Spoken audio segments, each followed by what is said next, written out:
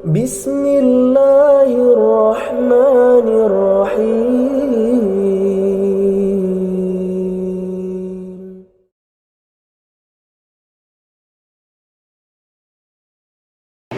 Assalamualaikum warahmatullahi wabarakatuh. Alhamdulillahilladzi hadana li hadza wa ma kunna linahtadiya laula an hadanallah.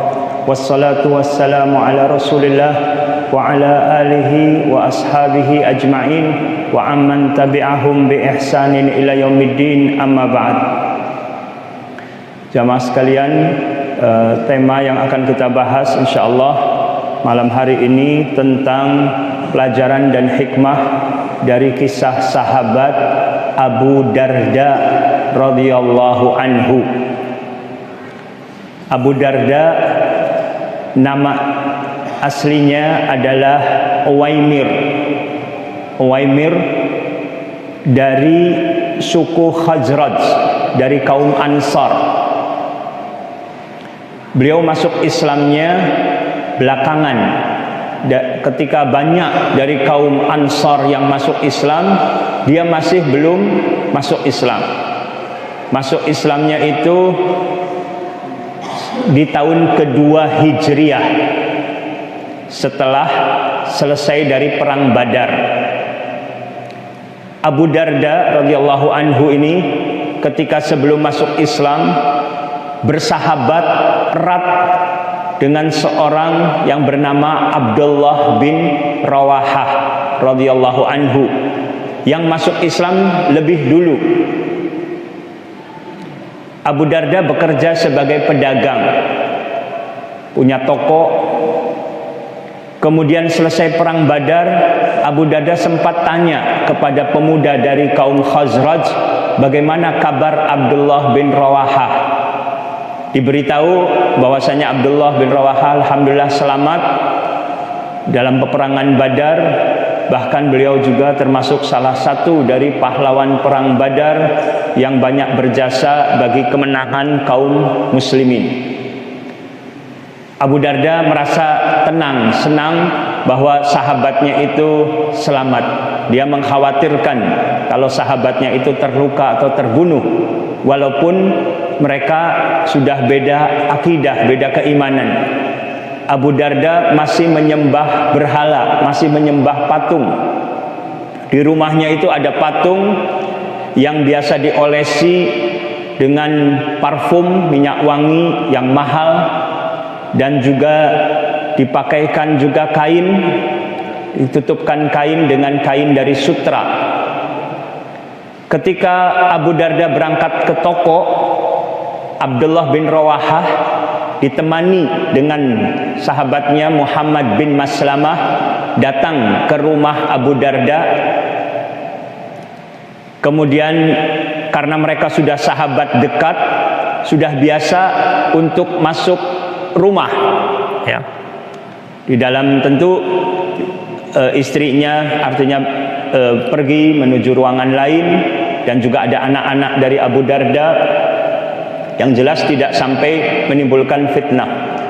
Abdullah bin Rawahah masuk ke ruangan yang ada patung, lalu patung itu dihancurkan oleh Abdullah bin Rawahah dan Muhammad bin Maslamah dan pecah berkeping-keping.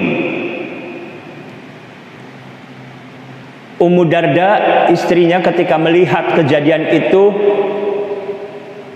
kaget dan sempat menangis, khawatir kalau suaminya datang barangkali marah misalnya. Ketika suaminya datang, memang kaget ketika melihat istrinya menangis, sedih. Kenapa? Itu tadi temanmu, sahabatmu Abdullah bin Rawahah masuk dan memecahkan patung. Akhirnya Abu Darda di awal mulanya tentu ada rasa kesal gitu ya, emosi, marah kepada sahabatnya. Tetapi dia berpikir bijak, tidak mengikuti emosinya.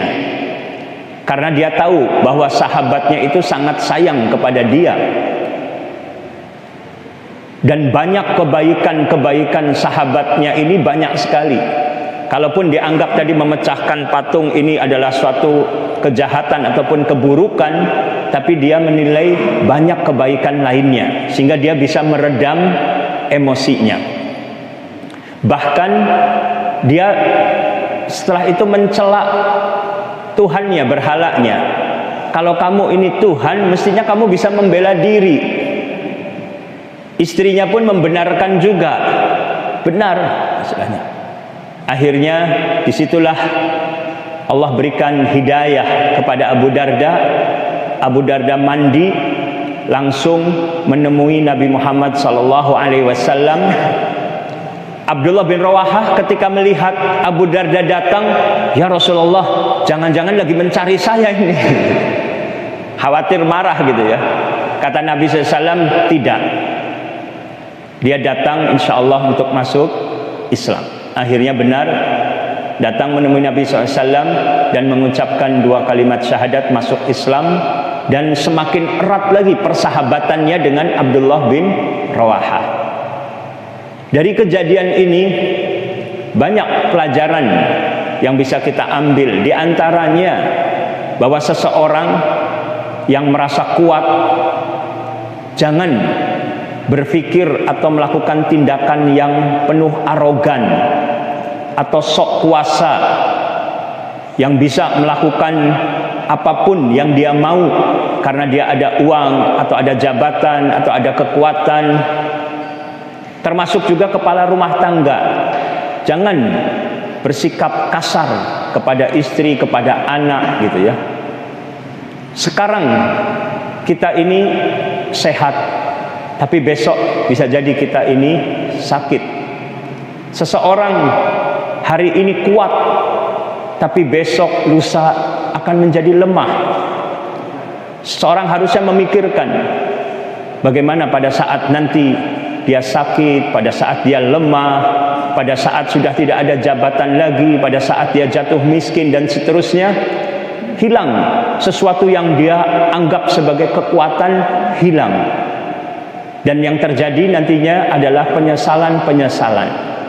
Maka seseorang sebelum melakukan suatu tindakan apapun, hendaknya dia salat istikharah, hendaknya dia musyawarah. Baru setelah itu melakukan tindakannya itu penuh dengan bijaksana, bukan dengan mengikuti emosional dan hawa nafsu. Yang kedua, dalam persahabatan bisa saja teman kita itu menyakiti kita, melakukan yang tidak baik, bahkan mungkin berbuat zalim kepada kita. Tetapi selama teman kita ini kita tahu bahwa dia itu tulus persahabatannya dan dia baik, banyak kebaikannya, jangan karena ada satu kesalahan kita mudah untuk memutuskan persahabatan. Memulai persahabatan mudah, tapi menjaga persahabatan di jalan Allah sampai akhir hayat ini tidak mudah. Harus banyak kita ini sabar, kemudian juga berpikir dengan pikiran yang positif, selesaikan masalah-masalah salah paham atau miskomunikasi dengan sebaik-baiknya, dengan bertemu dengan kepala dingin, dengan hati yang baik, sehingga nanti akan lebih mudah mendapatkan solusi dan juga akan menjadi kita saling memaklumi dan memaafkan. Dan hendaknya juga yang ketiga, dalam persahabatan, kalau ada teman kita keliru, salah jalan, melakukan suatu maksiat, seorang yang memiliki sifat setia, setia kawan, tidak membiarkan temannya terjerumus ke dalam kemaksiatan dan dosa. Dia akan berusaha untuk mengingatkan, menasehati, mendoakan. Dan bahkan kadang mungkin perbuatannya terlihat keras, tapi sesungguhnya perbuatan keras di baliknya adalah penuh dengan kasih sayang dan kelembutan. Kemudian Abu Darda sebagaimana dijelaskan oleh Imam Az-Zahabi rahimahullah dalam kitab Syiar A'lamin Nubala, beliau mengatakan, dahulu saya ini pedagang sebelum Nabi Muhammad SAW diutus menjadi Rasul. Setelah datang Islam, setelah saya masuk Islam, saya berusaha menggabungkan antara bisnis saya dan ibadah saya. Tapi ternyata sulit untuk bisa menggabungkan dua hal tersebut. Akhirnya saya tinggalkan bisnis saya dan saya fokus untuk ibadah. Jadi Abu Darda merasa sudah banyak tertinggal dibandingkan teman-temannya yang lain. Teman-teman yang lain sudah banyak ibadahnya, sudah banyak ilmunya, sudah banyak hafalan Al-Qur'annya, sudah banyak perjuangannya, ikut perang Badar, sedangkan dia belum sempat ikut perang Badar. Sehingga dia ingin mengejar ketinggalannya tersebut dengan banyak ibadah dan banyak amal soleh. Imam Az-Zahabi rahimahullah, penulis kitab Syiar A'lamun Nubala, mengatakan al-afdal jam'ul amrain ma'al jihad. Yang lebih utama adalah menggabungkan antara bisnis dengan ibadah dan juga ditambah dengan jihad. Jihad di jalan Allah. Tentu Abu Darda juga seorang yang mujahid, yang banyak berjihad, mengikuti peperangan-peperangan bersama Nabi SAW. Jadi Imam Zahabi mengatakan yang lebih utama menggabungkan antara bisnis dengan ibadah dan perjuangan di jalan Allah Subhanahu wa taala. Adapun apa yang dikatakan oleh Abu Darda, memang ada sebagian dari orang-orang salaf terdahulu, sahabat, tabi'in, yang mereka itu menempuh jalan dalam hidupnya, memilih jalan untuk jadi orang miskin dan ingin fokus dalam beribadah dan amal saleh. Ada sebagian yang mereka memilih jalan seperti itu. Dalam hal ini, selera orang atau kecenderungan tiap orang itu berbeda-beda, tidak sama. Di antara sahabat ada juga yang menggabungkan antara bisnis, ibadah dan perjuangan, seperti Abu Bakar As-Siddiq radhiyallahu anhu, Abdurrahman bin Auf radhiyallahu an, dan juga ada ulama Abdullah ibnil Mubarak. Ini apa dikatakan oleh Imam Az-Zahabi. Tapi orang tadi berbeda-beda. Ada yang mereka itu mampu untuk menggabungkan antara bisnis, ibadah, amal soleh, menuntut ilmu, dakwah, perjuangan di jalan Allah. Ada yang mampu, tapi ada juga yang tidak mampu.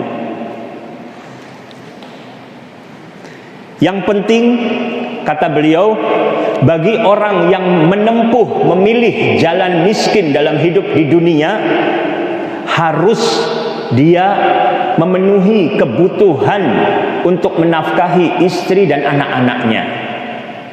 Artinya jangan menelantarkan, jangan tidak menjalankan kewajiban untuk menafkahi istri dan anak-anak. Ya.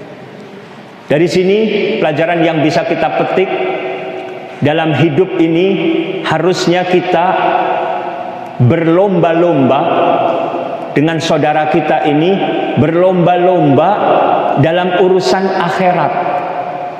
Jangan berlomba-lombanya dalam urusan dunia.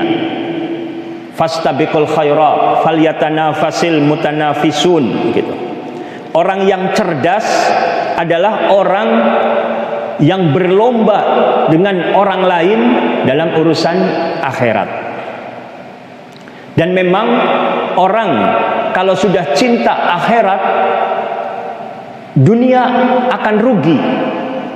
Ada kerugian-kerugian dalam urusan dunia. Misalnya ya. Artinya dia mungkin waktunya tidak semuanya full hanya untuk urusan dunia. Dia harus bisa bagi waktu. Ada rugi juga dari urusan harta yang dia miliki justru banyak diinfakkan di jalan Allah untuk tabungan akhirat. Tetapi rugi dalam urusan dunia, insya Allah dia untung sebenarnya. Di dunianya pun hakikatnya untung, tidak rugi.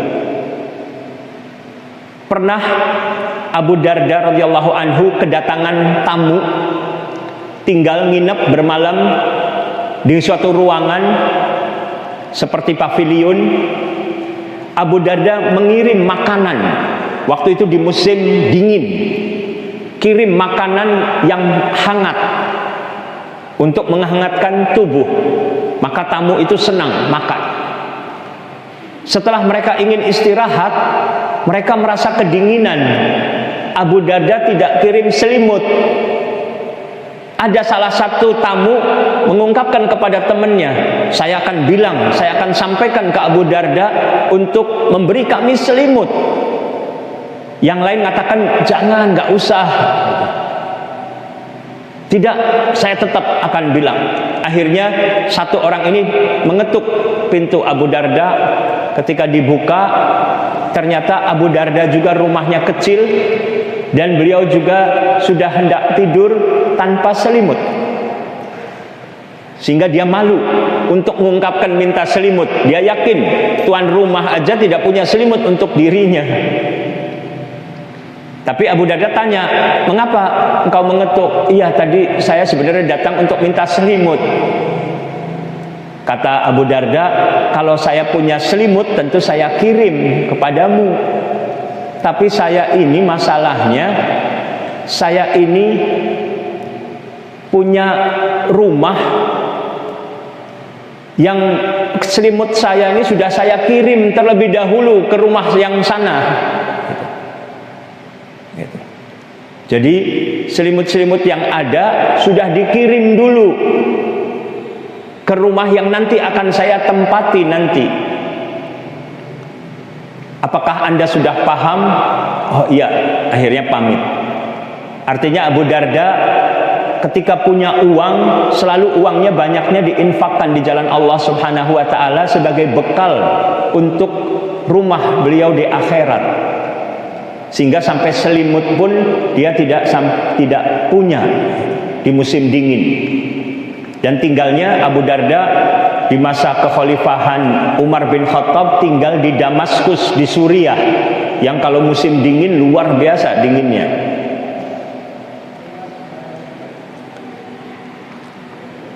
Kemudian seorang ulama mengingatkan bahwasanya seseorang yang berdagang jangan sampai perdagangannya melalaikan dari ingat kepada Allah Subhanahu wa ta'ala. Di surat An-Nur surat ke-24 ayat 37 Allah berfirman, rijalun la tulhihim tijaratun wala bai'un an dzikrillah wa iqamis shalah wa ita'iz zakah yakhafuna yawman tataqallabu fihil qulubu wal absar.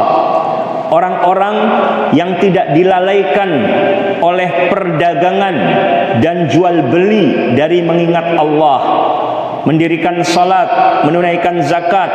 Mereka takut kepada hari ketika hati dan penglihatan menjadi terguncang di hari kiamat. Abu Darda radhiyallahu anhu setelah berpikir, setelah mempraktekkan, dia takut kalau dia sibuk berdagang akan melalaikan dia dari akhiratnya. Jadi tiap orang berbeda-beda di sini. Maka tidak bisa kita memaksakan orang untuk mengikuti jalan hidup yang kita lakukan, karena kelemahan orang berbeda-beda. Ada orang yang tidak bisa kalau jadi kaya, kalau kaya malah jadi sombong, maka berbahaya kalau dia jadi kaya. Ada lagi orang yang mungkin tidak bisa menjadi miskin. Artinya kalau dia jadi miskin, dia kurang sabar, dia tidak sabar, dia semakin jauh dari Allah. Tetapi ketika diberi kelapangan rizki, justru dia bersyukur kepada Allah, banyak berbuat, banyak beribadah. Maka di sini untuk tiap-tiap orang berbeda-beda. Yang penting harusnya kita saling sinergi saling menolong dalam kebaikan dan takwa. Di masa Khalifah Umar bin Khattab radhiyallahu anhu, Abu Darda ditugaskan, diutus untuk menjadi pejabat, apakah wali kota, apakah gubernur ya di Syam, tapi Abu Darda menolak. Ketika Umar memaksanya, Abu Darda mengatakan, kalaupun Anda tetap menugaskan saya pergi ke Damaskus, saya siap untuk mengajarkan Al-Quran, mengajarkan hadis Nabi SAW, dan menjadi imam salat. Artinya tidak siap untuk jadi gubernur ataupun wali kota dan lain sebagainya. Akhirnya Umar bin Khattab setuju. Abu Darda diutus ke Damaskus untuk menjadi guru tahfidz Quran, guru Al-Quran, untuk mengajarkan sunnah Nabi SAW dan mengimami salat. Abu Darda banyak mendidik di sana masyarakat dan punya murid lebih dari 1.500 atau 1.600 orang. Murid beliau di negeri Syam sana. Tapi akhirnya di masa Khalifah Umar radhiyallahu anhu, beliau pun ditugaskan juga untuk menjadi hakim, menjadi qadhi yang menyelesaikan urusan-urusan masyarakat, urusan manusia. Akhirnya pun beliau terima amanat tersebut. Ya. Jadi terkadang orang juga perlu sabar. Ketika menugaskan orang itu belum siap, dibiarkan dulu. Maunya seperti ini, ikuti dulu. Tapi setelah itu baru setelah dia lebih siap, maka diberi tugaskan yang lebih, amanat yang lebih berat lagi. Walaupun Abu Darda mengatakan ketika dia ditunjuk menjadi hakim, banyak orang mengucapkan selamat. Orang-orang Damaskus ya mengucapkan selamat. Kata dia, kok kalian mengucapkan selamat, padahal ini bukan suatu keberuntungan bagi saya, justru beban gitu. Harusnya kalau orang tahu bahayanya orang jadi hakim, dia akan minta untuk tidak seterusnya jadi hakim, untuk bergantian. Dan kalau orang tahu keutamaan menjadi muadzin yang biasa azan di masjid, orang pun akan berebut dan meminta tugas muadzin juga bergantian, bergiliran. Yang pertama bergiliran karena tidak mau beban, takut jadi hakim, kalau salah menghukum, berbuat zalim, ancamannya neraka. Adapun melantunkan azan, orang berebut karena senang, suka, karena ada keutamaan khusus, fadilah khusus bagi muadzin. Pernah Abu Dzar radhiyallahu anhu ini didatangi oleh Salman Al-Farisi radhiyallahu anhu. Rasulullah SAW ketika hijrah, di antara sahabat-sahabat itu dipersaudarakan. Salman Al-Farisi dari Persia masuk Islam, datang ke Madinah, dipersaudarakan dengan Abu Darda, supaya dua orang ini menjadi sahabat yang lebih dekat lagi. Di antara sahabat dari Muhajirin Mekah sama orang Ansor juga banyak dipersaudarakan, berdua-dua. Ketika Salman datang ke rumah Abu Dzar radhiyallahu Abu Darda ya, maaf, ke rumah Abu Darda. Abu Darda waktu itu belum datang, istrinya yang keluar. Terlihat istrinya itu pakaiannya lusuh, seperti kumuh gitu. Maka Salman bertanya, ada apa denganmu? Istri Abu Darda mengatakan, suamimu sudah tidak punya kecenderungan terhadap dunia. Salman paham, artinya Abu Darda sudah tidak peduli dengan istrinya karena sibuk dengan ibadah.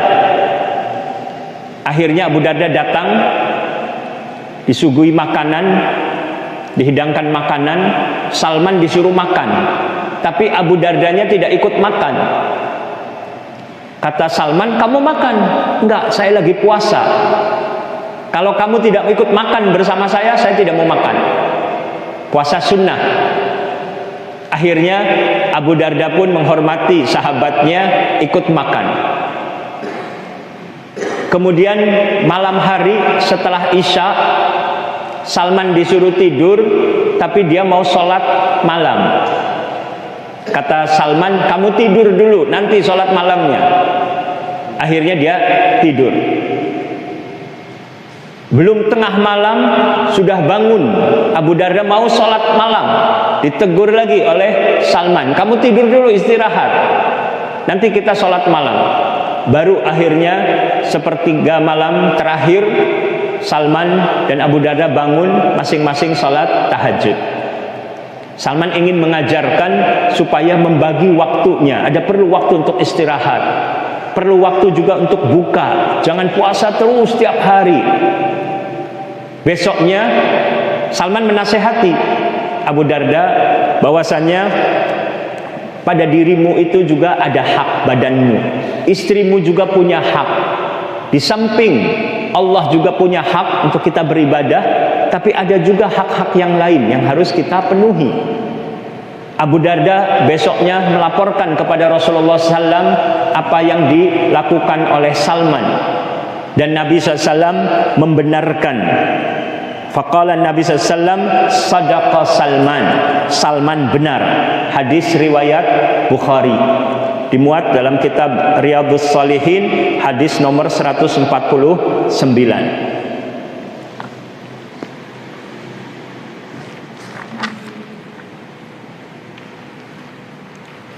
Ada beberapa nasihat-nasihat dari Abu Darda. Di antaranya ada seorang pemuda meminta kepada Abu Darda untuk memberi wasiat. Maka dia mengatakan, ya bunayya, udhkurillah fis sarra yadhkurka fid dharra. Wahai anakku, ingatlah kepada Allah dikala kamu lapang. Niscaya Allah akan ingat kepadamu dikala kamu sempit, dikala kamu dalam keadaan susah. Ya bunayya, kun aliman au muta'alliman au mustami'an wala takunir rabi'ah fatahlak. Wahai anakku, jadilah seorang yang ahli ilmu, atau seorang pelajar penuntut ilmu, atau seorang pendengar ilmu, tapi jangan jadi orang yang keempat, karena engkau akan binasa. Orang yang keempat artinya sudah bukan ahli ilmu, bukan penuntut ilmu, dan tidak suka mendengarkan ilmu. Maka dia akan tetap banyak tidak tahu. Bahkan khawatir juga malah menentang dan memusuhi orang yang berjalan menjelaskan ilmu kepada masyarakat. Kemudian beliau juga berpesan, ya bunayya liyakunil masjid baituk. Jadikanlah masjid itu rumahmu. Artinya sering-sering datang ke masjid untuk ibadah, sholat, untuk berzikir, untuk baca Quran, untuk sholat sunnah. Beliau juga pernah melewati orang-orang yang banyak nongkrong, duduk-duduk di pinggir jalan. Beliau juga tegur, artinya untuk banyak di rumah, untuk tinggal di rumah. Kalau terpaksa, artinya tidak ke masjid pun, hendaklah di rumah, lebih selamat, menjaga pandangan mata dan menghindari ucapan-ucapan yang tidak baik.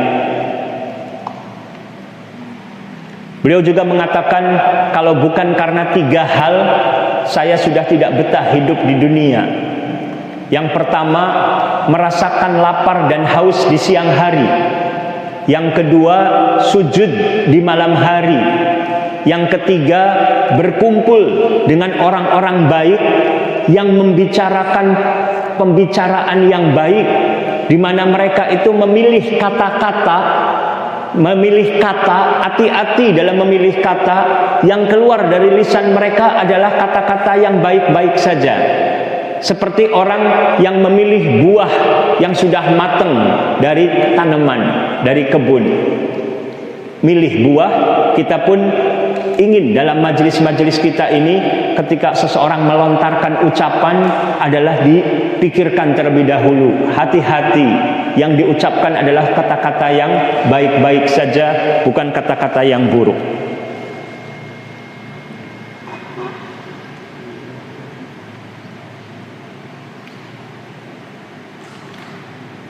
Kemudian Abu Darda juga memberi nasihat,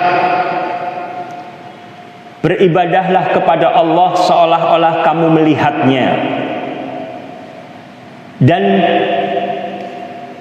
hendaklah Anda menganggap kalau Anda itu sudah menjadi mayit. Anggaplah dirimu itu termasuk mayit. Saya belum paham persis maksudnya ya.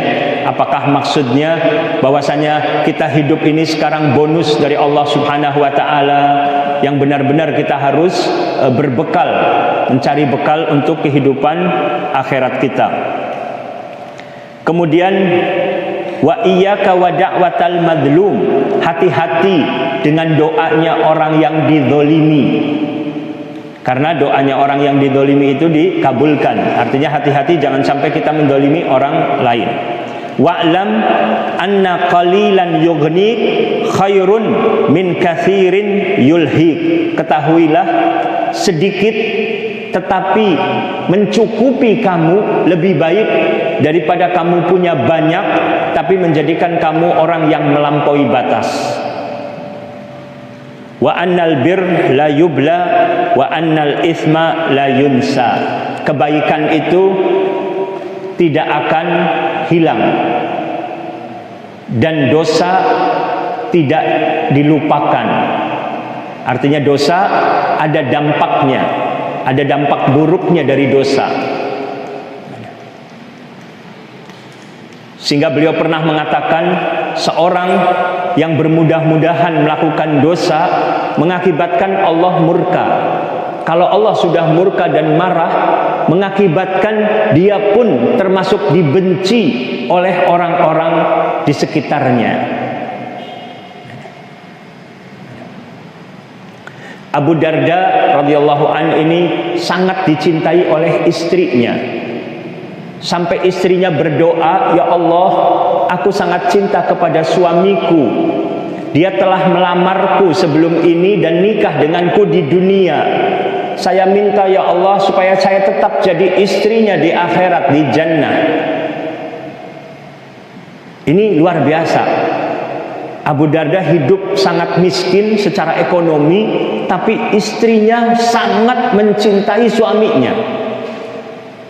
Ini pelajaran bagi kita bahwa suaminya ini sangat sayang kepada istrinya, mengucapkan kata-kata yang baik, yang lembut, memujinya, bermuamalah, memuliakan, menghormati istri. Maka istri yang salehah, dia sabar dalam urusan penderitaan dunia, tapi dia sangat gembira, sangat bahagia mendapatkan suami yang saleh, yang bertanggung jawab, yang membimbing ke arah kebaikan. Ini harus dijadikan contoh untuk kita semua. InsyaAllah semoga Allah jadikan kita semua para suami yang saleh, yang bertanggung jawab, yang lembut, yang sayang kepada keluarga, kepada istri dan anak-anak.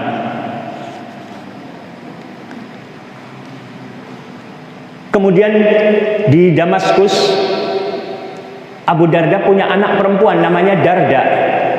Dilamar oleh Muawiyah bin Abi Sufyan untuk nikah dengan anak Muawiyah, yaitu Yazid bin Muawiyah.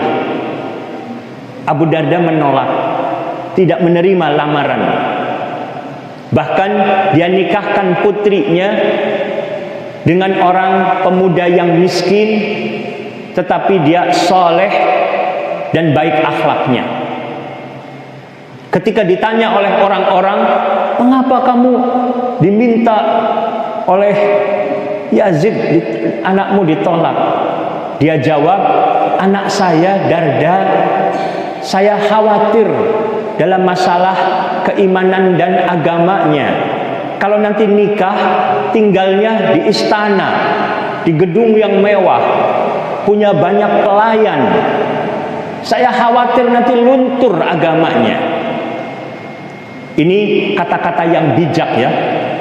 Dia tidak mengatakan saya tidak suka dengan Yazid suaminya atau calon suami dengan pemuda tersebut, akhlaknya kurang baik misalnya. Sama sekali tidak terlontar ucapan seperti itu.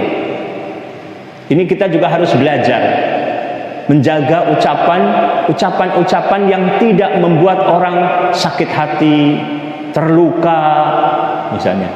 Ada hal-hal yang tidak perlu diucapkan. Dia cukup mengatakan, saya khawatir dia tinggal di rumah yang mewah, banyak pelayan, takut luntur agamanya.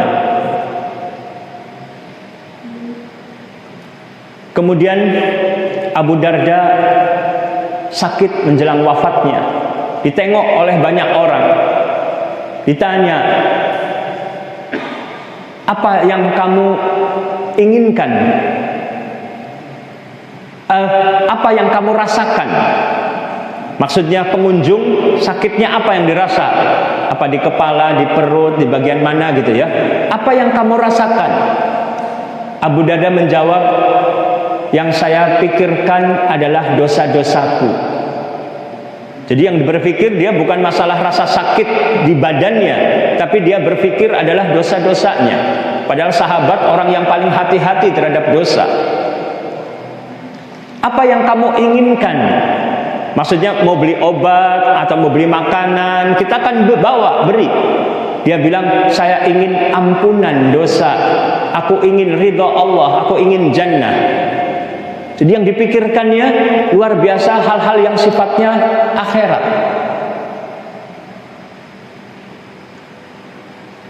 Pernah beliau sakit mata. Bahkan dalam kitab sejarah dikatakan sampai akhirnya dia tunanetra, buta matanya.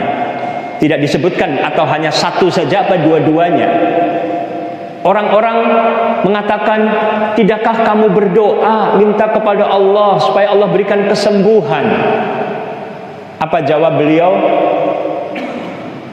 Saya sibuk dengan doa minta ampunan agar Allah mengampuni dosa-dosa saya. Saya belum sempat doa untuk minta kesembuhan mata. Bukan berarti artinya beliau tidak ingin sembuh, tetapi dia merasa urusan dunia ini urusan yang sepele, bukan hal yang sangat penting. Bahkan ada hikmahnya, kalau dia sakit sabar adalah Allah hapuskan dosa-dosa. Justru yang jadi beban pikiran dia itu adalah dosa. Dia ingin selamat dari neraka, dia ingin masuk jannah. Itu yang jadi beban pikirannya. Terakhir, beliau ikut berjuang bersama kaum muslimin untuk pembebasan negeri Siprus. Ketika itu kaum muslimin menang, kaum kufar kalah. Tentara-tentara mereka, pejabat-pejabat mereka, penguasa-penguasa mereka jadi tahanan, menjadi orang yang hina. Abu Darda menangis. Teman-temannya mengatakan, wahai Abu Darda, ini hari kemenangan. Kenapa kamu bukannya gembira, senang, kok menangis? Yang saya pikirkan, bagaimana keadaan orang-orang kafir yang waktu sebelum peperangan mereka adalah orang-orang yang mulia, dimuliakan oleh manusia, jadi pejabat, menjadi pemimpin, dihormati, punya banyak pengikut, punya banyak tentara. Sekarang menjadi orang-orang yang hina. Dikarenakan apa? Dikarenakan dosa dan maksiat kepada Allah. Saya takut kalau saya termasuk orang yang dihinakan Allah Subhanahu wa ta'ala karena dosa-dosa saya.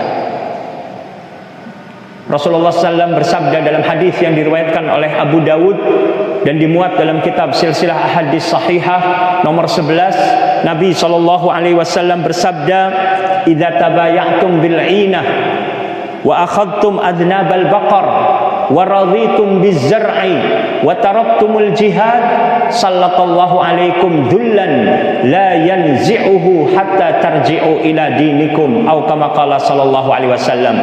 Apabila kalian berjual beli dengan inah, salah satu bentuk riba, kemudian kalian mengikuti ekor sapi dan sibuk dengan sawah ladang, artinya maksudnya sibuk tenggelam dengan dunia. Wa taraktumul jihad, kalian meninggalkan jihad di jalan Allah, perjuangan di jalan Allah, sallallahu alaikum dhullan, Allah akan menimpakan kepada kalian kehinaan. Tidak akan dicabut kehinaan dari kalian sampai kalian kembali kepada agama kalian. Sampai kalian kembali mengikuti Al-Quran dan Sunnah Nabi SAW, mengikuti jejak para sahabat radhiyallahu anhum. Semoga Allah Subhanahu Wa Taala memuliakan kita di dunia dan di akhirat, dan tidak menghinakan kita, dan menjadikan kita orang-orang yang beriman dengan sebenar-benarnya, berjuang dengan sebenar-benarnya dalam hidup ini untuk berlomba-lomba menggapai kebahagiaan di dunia dan di akhirat. Allahumma amin. Semoga Allah juga menjaga kita dari segala ketergelinciran, menjadikan kita orang-orang yang lembut hatinya, orang-orang yang berorientasi akhirat, dan menjadi penyebab orang-orang lain mendapatkan hidayah, memberikan banyak manfaat kepada keluarga dan kepada masyarakat. Dan semoga Allah menjadikan umat Islam umat yang mulia, yang memberikan kedamaian, kesejahteraan, kemakmuran kepada manusia yang lain, dan juga memberikan keadilan. Allahumma amin. Wa sallallahu ala nabiyyina Muhammad wa ala alihi wa sahbihi wasallam, wa akhiru da'wana alhamdulillahi rabbil alamin. Wassalamu alaikum warahmatullahi wabarakatuh.